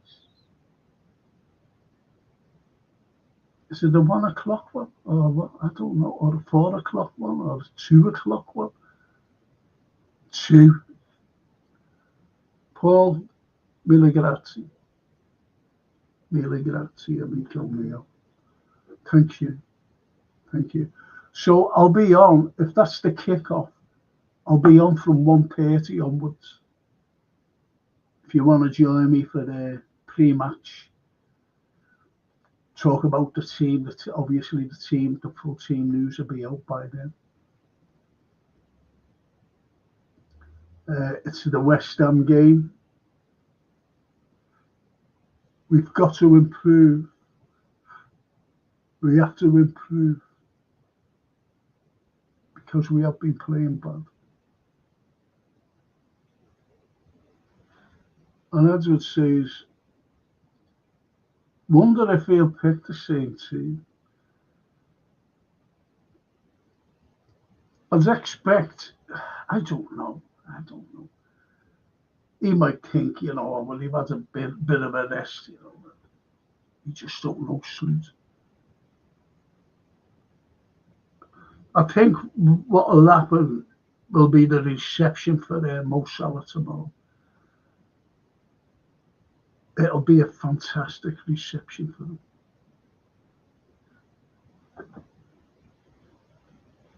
I really do.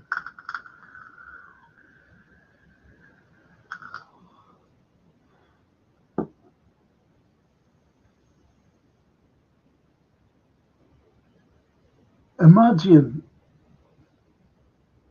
you know, what he came out and said, that he loves the club, loves the people, loves everything about Liverpool. And even Virgil mirror imaged what he said as well. You don't stay at a club if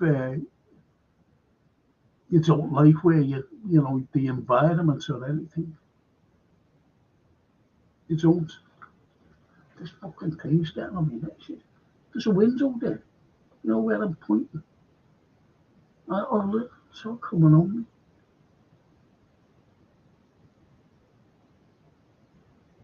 I should have bought my sunglasses. I should have worn that because I've got a terrible headache now. And remember when I told you that, you know, the optician said, and even my doctor said, wear sunglasses, getting these headaches.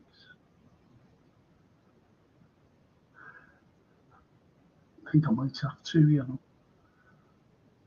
I might have to wear them tomorrow. I just don't know one thinks that. See, if it goes out somewhere and go, oh, look at this fella with sunglasses, what the fucking hell does he think he is? You see what I mean? Because you know better. Because I've explained.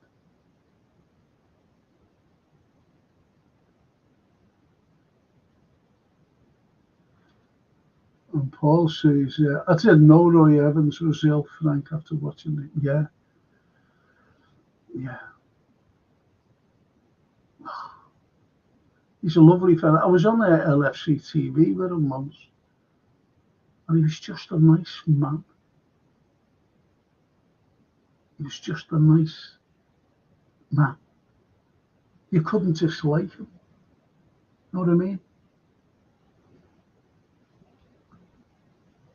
And the first time I ever met him was in Priory Road petrol station. And I was getting some. And I tell you what it was. It was young Michael Owen when he first kicked off at Liverpool. from scoring goals.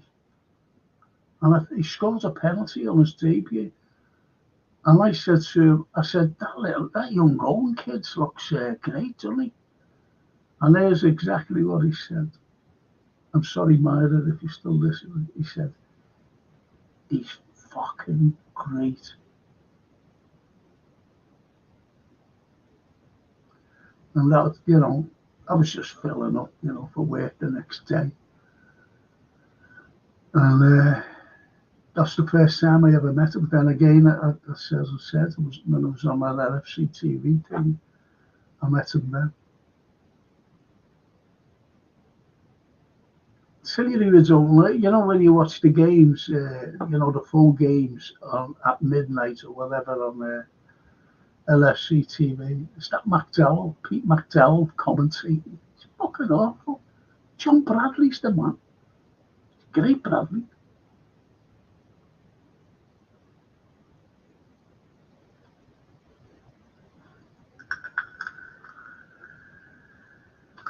But he's a nice fella. This Pete. He's a nice fella, Pete McDowell. And Ed would say, there's no shame in wearing sunglasses. I paid a fortune for them, It's the special. Honestly.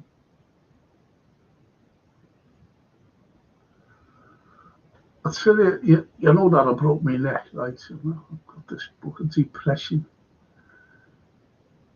into my spinal cord. With the vertebrae, one of my vertebrae. And that's where it gets to me. And if it turns, the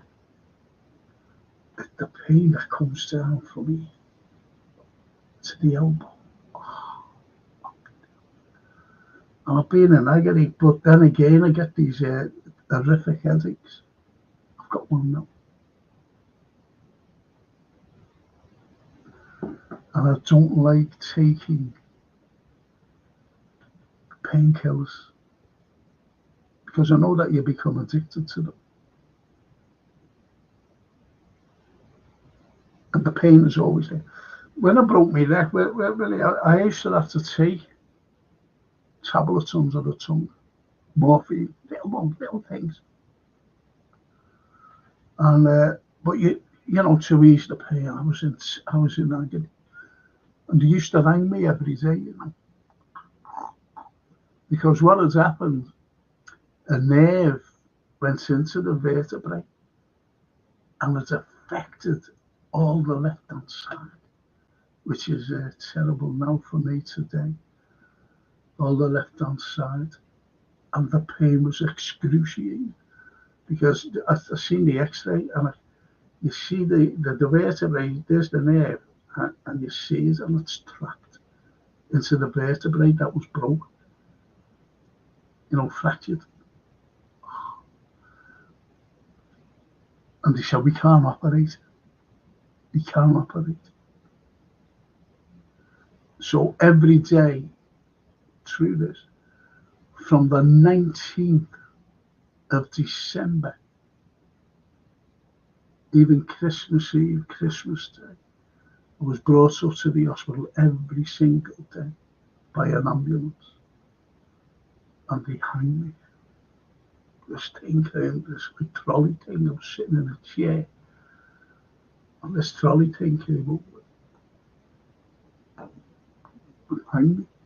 And I had a buzzer, and I used to try and keep it going as long as possible. Press that buzzer. It was horrible what I went through. And then never forget it. So right over Christmas, like the New Year, right up until the 18th of March, following year, from the 19th of December, being hanged. And I always waited for the ambulance. And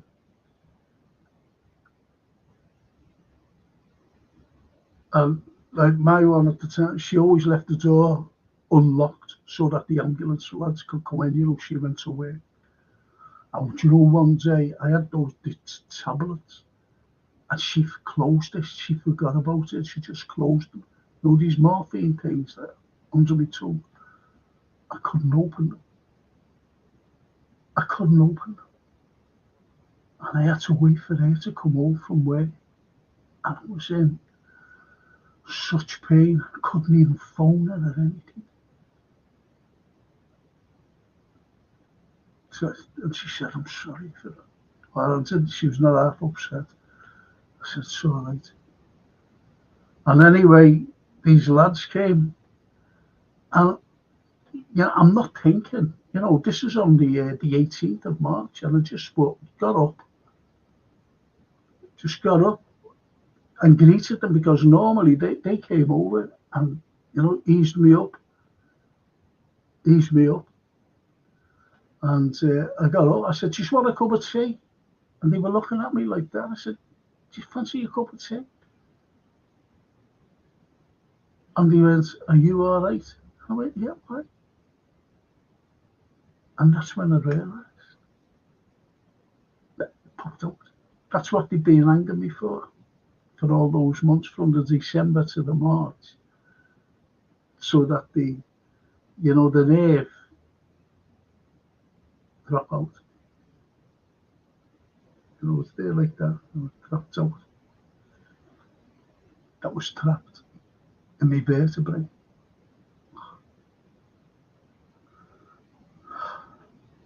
But as the neurosurgeon said, he said, as you get older, you progressively go worse on your left-hand side. That's happened. All mad things are on. But anyway, looks like Virgil is on the brink of signing, yes. He might do it on the pitch tomorrow, Has anybody ever thought of it? He might have a little table on.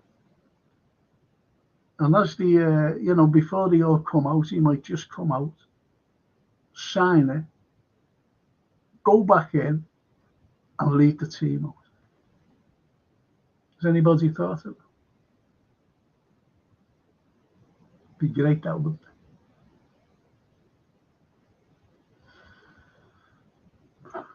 And on that cheerful note about the birds and about the wonderful Mo, I'll see as the Italians say, Adamani. Ci vediamo. Ciao. Ciao bello. Amico, amici.